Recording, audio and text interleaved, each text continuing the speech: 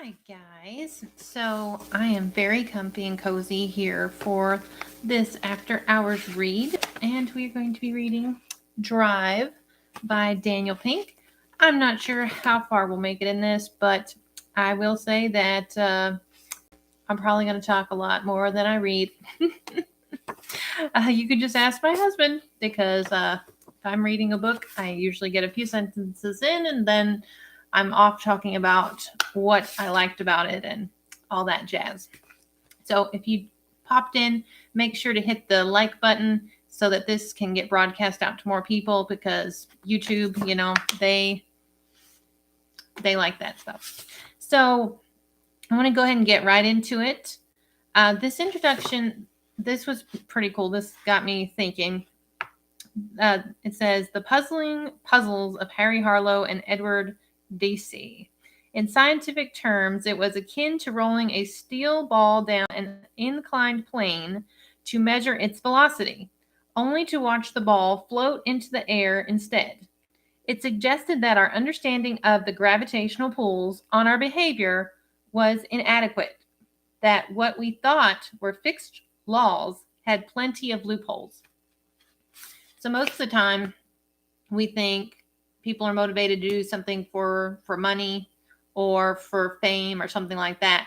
But in this book, I watched a little video on it before I bought it, and it was talking about how different people are motivated by different things and all kinds of stuff like that. And we'll get into the book and we'll just learn about it together because here we are going into part 1, a new operating system. Chapter 1, The Rise and Fall of Motivation 2.0. But in the first 10 years of this century, a period of truly staggering underachievement in business, technology, and social progress, we've discovered that this sturdy old operating system doesn't work nearly as well. It cracks often and unpredictably.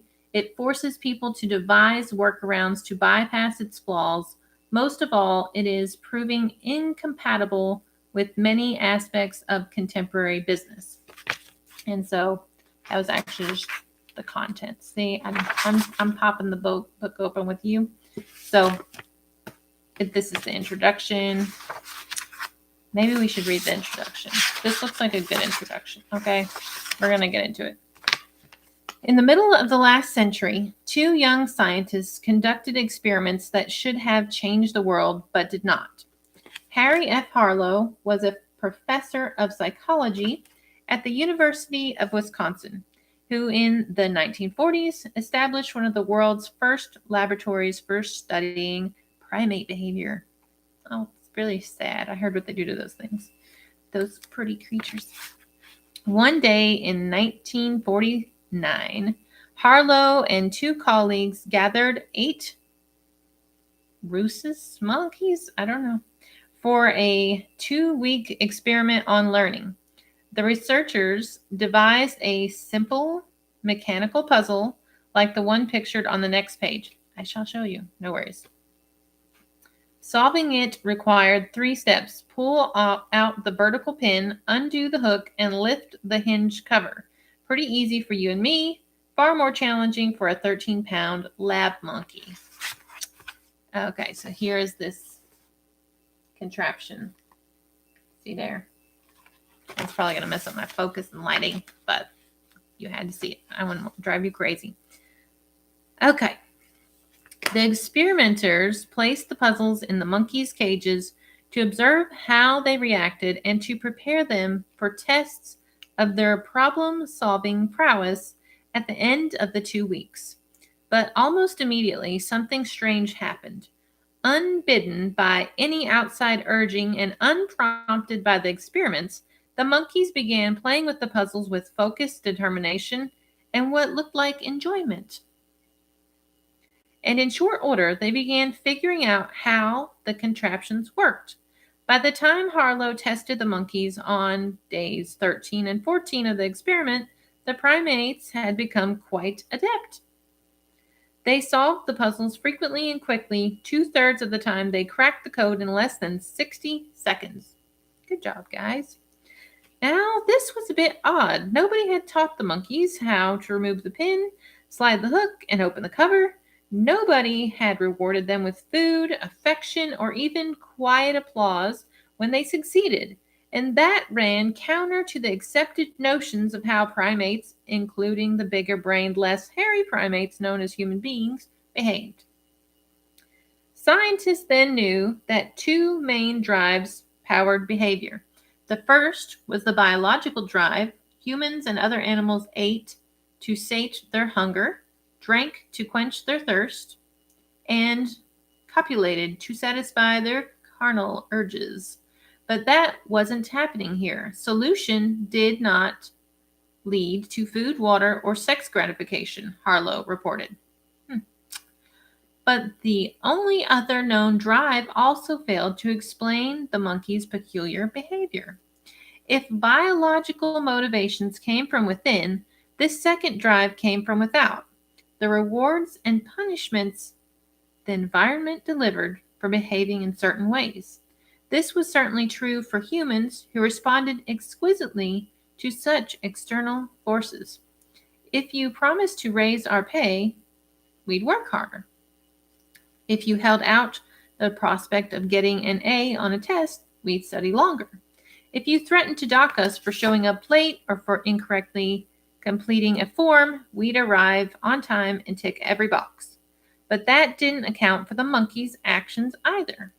As Harlow wrote, and you can almost hear him scratching his head, the behavior obtained in this investigation poses some interesting questions for motivation theory. Since significant learning was attained and efficient performance maintained without resort to special or intrinsic incentives, what else could it be? To answer the question, Harlow offered a novel theory. What about a third drive? The performance of the task, he said, provided intrinsic reward. The monkeys solved the puzzle simply because they found it gratifying to solve the puzzle. They enjoyed it. The joy of the task was its own reward. If this notion was radical, what happened next only deepened the confusion and controversy. Perhaps this newly discovered drive, Harlow eventually called it intrinsic motivation, was real. But surely it was subordinate to the other two drives if the monkeys were rewarded with raisins for solving the puzzles, they'd no doubt perform even better. Yet when Harlow tested that approach, the monkeys actually made more errors and solved the puzzles less. Less frequently.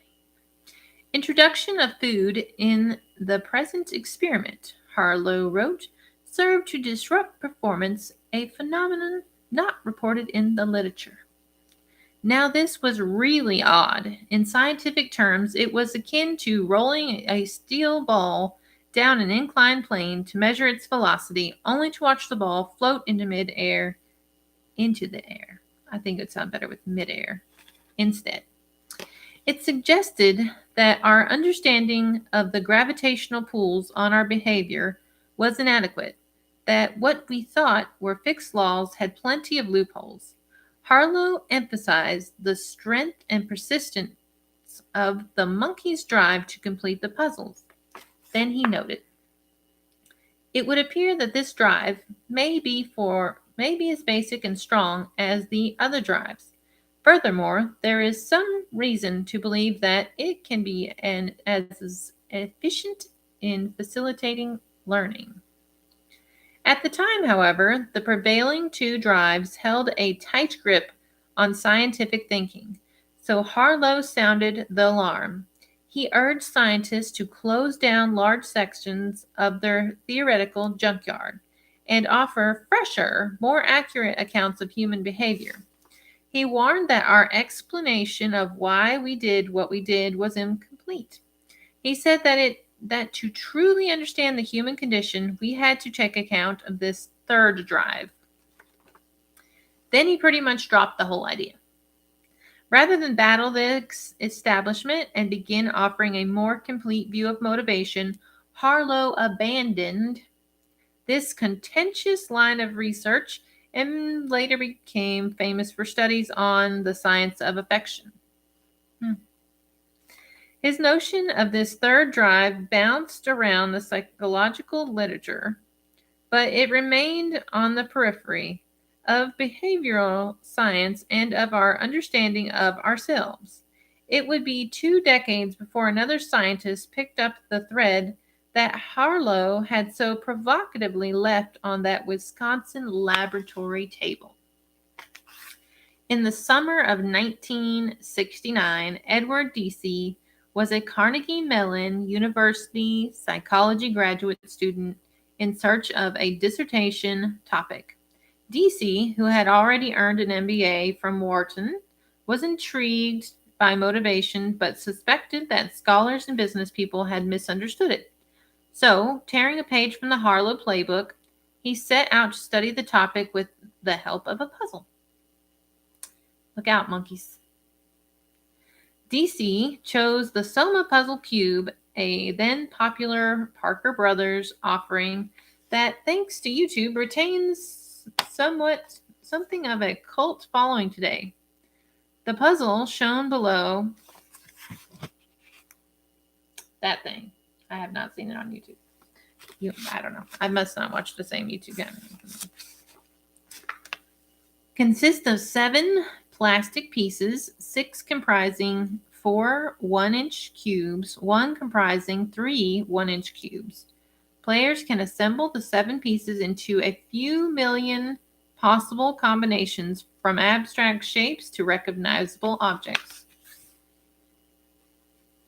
For the study, Deasy divided participants, male and female university students, okay, so it's humans this time, into an experimental group, what I'll call Group A, and a control group that what I'll call Group B.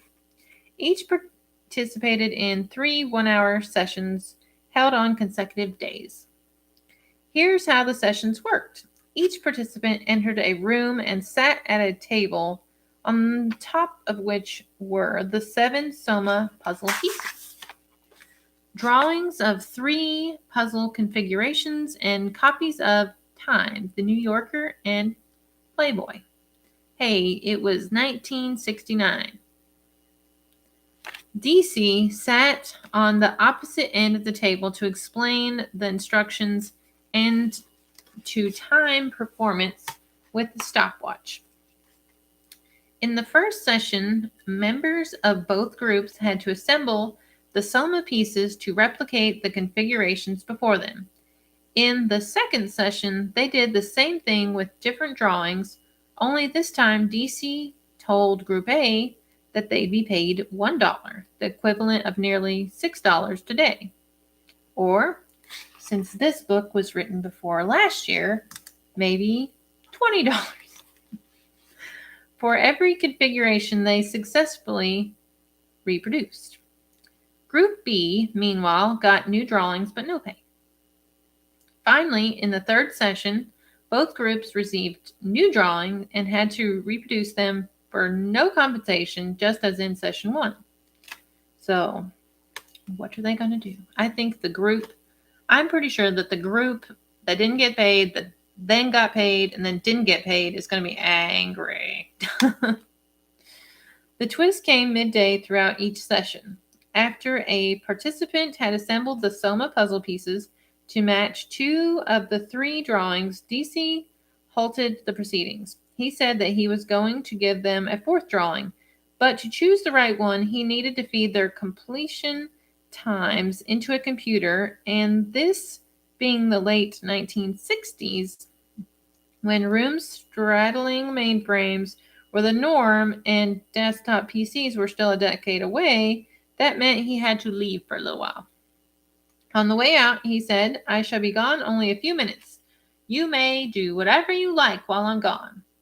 But Deasy wasn't really plugging numbers into an ancient teletype. Instead, he walked to an adjoining room connected to the experiment room by a one-way mirror or window. Then, for exactly 8 minutes, he watched what people did when left alone. Did they continue fiddling with the puzzle perhaps attempting to reproduce the third drawing? Or did they do something else? Page through the magazines, check out the centerfold, stare into space, catch a nap? In the first session, not surprisingly, there wasn't much difference between what the group A and B participants did during that secretly watched 8-minute free choice period. Both continued playing with the puzzle on average for between 3.5 and 4 minutes, suggesting they found it at least somewhat interesting. On the second day, during which Group A participants were paid for each successful configuration, and Group B participants were not, the unpaid group behaved mostly as they did during the first free choice period, but the paid group suddenly got really interested in Soma puzzles. On average, the people in Group A spent more than 5 minutes messing with the puzzle, perhaps getting a head start on that third challenge or gearing up for the chance to earn some beer money when DC returned. This makes intuitive sense, right? It's consistent with what we believe about motivation. Reward me and I'll work harder. Yet what happened on the third day confirmed DC's own suspicions about the peculiar workings of motivation and gently called into question a guiding premise of modern life. This time, DC told the participants in Group A that there was only enough money to pay them for one day and that this third session would therefore be unpaid. Then things unfolded just as before. Two puzzles followed by DC's interruption. During the ensuing 8-minute free choice period, the subjects in the never been paid Group B actually played with the puzzle for a little longer than they had in the previous sections. Maybe they were becoming even more engaged. Maybe it was just a statistical quirk, but the subjects in Group A, who previously had been paid, responded differently.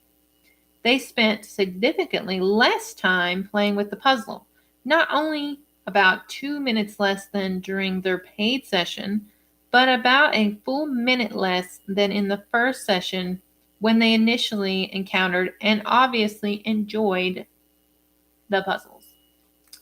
In an echo of what Harlow discovered 2 decades earlier, DC revealed that human motivation seemed to operate by laws that ran counter to what most scientists and citizens believed. From the office to the playing field, we knew what got people going: rewards, especially cold, hard cash, intensified interest, and enhanced performance. What DC found, and then confirmed in 2 additional studies he conducted shortly after, was almost the opposite. When money is used as an external reward for some activity, the subjects lose intrinsic interest of the activity, he wrote. Rewards can deliver a short-term boost, just as a jolt of caffeine can keep you cranking for a few more hours, but the effect wears off, and worse, can reduce a person's longer-term motivation to continue the project. Human beings, DC said, have an inherent tendency to seek out novelty and challenges, to extend and exercise their capacities to explore and to learn. But this third drive was more fragile than the other 2. It needed the right environment to survive. One who is interested in developing and enhancing intrinsic motivation in children, employees, students, etc., should not concentrate on external control systems such as monetary rewards, he wrote in a follow-up paper. Thus began what, for DC, became a lifelong quest to rethink why we do what we do, a pursuit that sometimes put him at odds with fellow psychologists, got him fired from a business school, and challenged the operating assumptions of organizations everywhere. It was controversial, DC told me one spring morning, 40 years after the Soma experiments. Nobody was expecting rewards would have a negative effect. Yeah, I wouldn't think that either.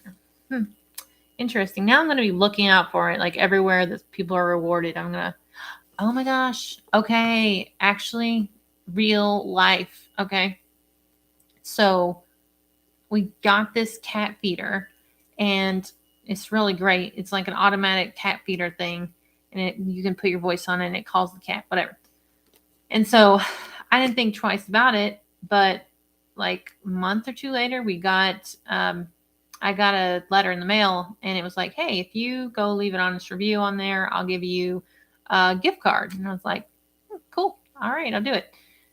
So I did, but usually I just do them whenever Amazon just hits me up, right? Like, sure, I'll help out.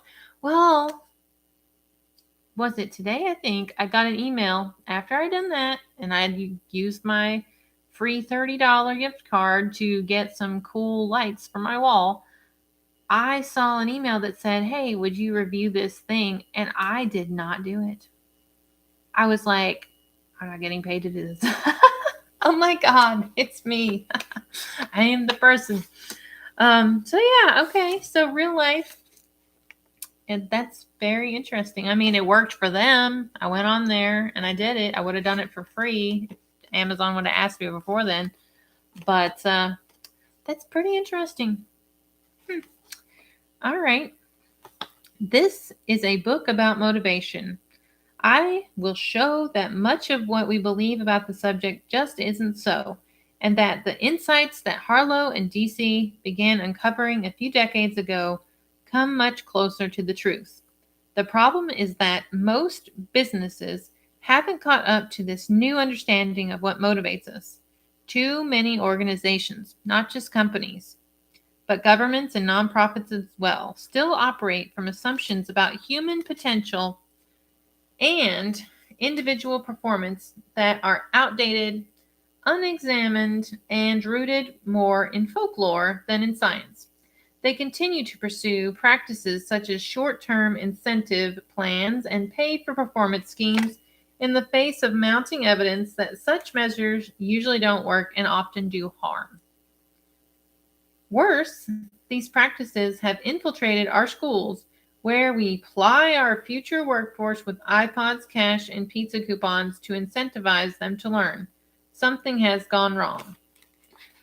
Okay, I'm really interested to see how this is going to go because, like, my kids are totally motivated by money. So, yeah, I'm interested to see because it's working for us and I'm not going to stop. The good news is that the solution stands before us. In the work of a band of behavioral scientists who have carried on the pioneering efforts of Harlow and DC, and whose quiet work over the last half century offers us a more dynamic view of human motivation. For too long, there's been a mismatch between what science knows and what business does. The goal of this book is to repair that breach. Drive has 3 parts. One part will look at the flaws in our reward and punishment system and propose a new way to think about motivation. Chapter 1 will examine how the prevailing view of motivation is becoming incompatible with many aspects of contemporary business and life. Chapter 2 will reveal the 7 reasons why carrot and stick outside motivators often produce the opposite of what they set out to achieve. Following that is a short addendum, Chapter 2A, that shows the special circumstances when carrots and sticks actually can be effective. Chapter 3 will introduce what I call Type 1 behavior, a way of thinking and an approach to business grounded in the real science of human motivation and powered by our third drive, our innate need to direct our own lives, to learn and create new things, and to do better by ourselves and our world. Part 2 will examine the 3 elements of Type 1 behavior and show how individuals and organizations are using them to improve performance and deepen satisfaction. Chapter 4 will explore autonomy, our desire to be self-directed. That's true. I love working for companies where, yeah, I have expectations. Of course, clients expect things out of me, but I get to plan my day. And even if it is planning my day basically the way that they would want me to anyway, I still know it's me. Chapter 5 will look at mastery, our urge to get better and better at what we do. Chapter 6 will explore purpose, our yearning to be part of something larger than ourselves. Part 3, the Type 1 Toolkit, is a comprehensive set of resources to help you create settings in which Type 1 behavior can flourish. Here, you'll find everything from dozens of exercises to awaken motivation in yourself and others, to discuss questions for your book club. Oh, book club. Hey, here we are. To a super short summary of Drive that will help you fake your way through a cocktail party. Hey, I guess that works. And while this book is mostly about business, in this section I'll offer some thoughts about how to apply these concepts to education and to our lives outside of work. Yeah, I mean, of course, we all like to learn about work, but I do think this will help you no matter who you're talking to and everything. But before we get down to all that, let's begin with a thought experiment, one that requires going back in time to the days when John Mayer was Britain's Prime Minister, Barack Obama was a skinny young law professor, internet connections were dial-up, and a BlackBerry was still just a fruit. I kind of want to get a little bit into this chapter 1. What do you think? Good. I'm glad you agree. Just a little bit more, because I know y'all gotta skedaddle daddle, and so do I. It's about bedtime for me. The Rise and Fall of Motivation 2.0. Imagine it's 1995. You sit down with an economist, an accomplished business school professor with a PhD in economics. You say to her, I've got a crystal ball here that can peer 15 years into the future. I'd like to test your forecasting powers. She's skeptical, but she decides to humor you. I'm going to describe 2 new encyclopedias, one just out, the other to be launched in a few years. You have to predict which will be more successful in 2010. Bring it, she says. The first encyclopedia comes from Microsoft. As you know, Microsoft is already a large and profitable company, and with this year's introduction of Windows 95, it's about to become an era-defining colossus. This dude loves his fancy words, Mr. Daniel Pink. Almost called you David Pink. Sorry, in case you're watching. Microsoft will fund this encyclopedia. It will pay professional writers and editors to craft articles on thousands of topics. Well-compensated managers will oversee the project to ensure it's completed on time and on budget. Then Microsoft will sell the encyclopedia on CD-ROMs and later online. The second encyclopedia won't come from a company. It will be created by tens of thousands of people who write and edit articles for fun. These hobbyists won't need any special qualifications to participate. And nobody will be paid $1 or €1 or yen to write or edit articles. I'm thinking this is Wikipedia. Let's see. Participants will have to contribute their labor, sometimes 20 or 30 hours per week, for free. The encyclopedia itself, which will exist online, will also be free, no charge for anyone who wants to see it. Now, you say to the economist, think forward 15 years. According to my crystal ball in 2010, one of these encyclopedias will be the largest and most popular in the world, and the other will be defunct. Which is it? In 1995, I doubt you could have found a single sober economist anywhere on the planet Earth who would not have picked that first model as the successful one. Any other conclusion would have been laughable. Contrary to nearly every business principle she taught her students. It would have been like asking a zoologist who would win a 200-meter foot race between a cheetah and her brother in law, not even close. Sure, that ragtag band of volunteers might produce something, but there was no way its product could compete with an offering from a powerful, profit driven company. The incentives were all wrong. Microsoft stood to gain from the success of its product. Everyone involved in the other project knew from the outset that success would earn them nothing. Most important, Microsoft's writers, editors, and managers were paid. The other project's contributors were not. In fact, it probably cost them money each time they performed free work instead of labor where they got paid. The question was such a no-brainer that our economist wouldn't even have considered putting it on an exam for her MBA class. It was too easy. But you know how things turned out. On October 31st, 2009, Microsoft pulled the plug on MSN and Carta. So, I had never heard of this thing before, so that's how bad it flopped. Really bad. Its disk and online encyclopedia, which had been on the market for 16 years. Meanwhile, Wikipedia, that second model, ended up becoming the largest and most popular encyclopedia in the world. Just 8 years after its inception, Wikipedia had more than 13 million articles in some 260 languages, including 3 million in English alone. What happened? The conventional view of human motivation has a very hard time of explaining this result. Okay, I'm done reading, but let's talk about it. So I've heard some people talking about the whole deal with how Wikipedia, it's all volunteers.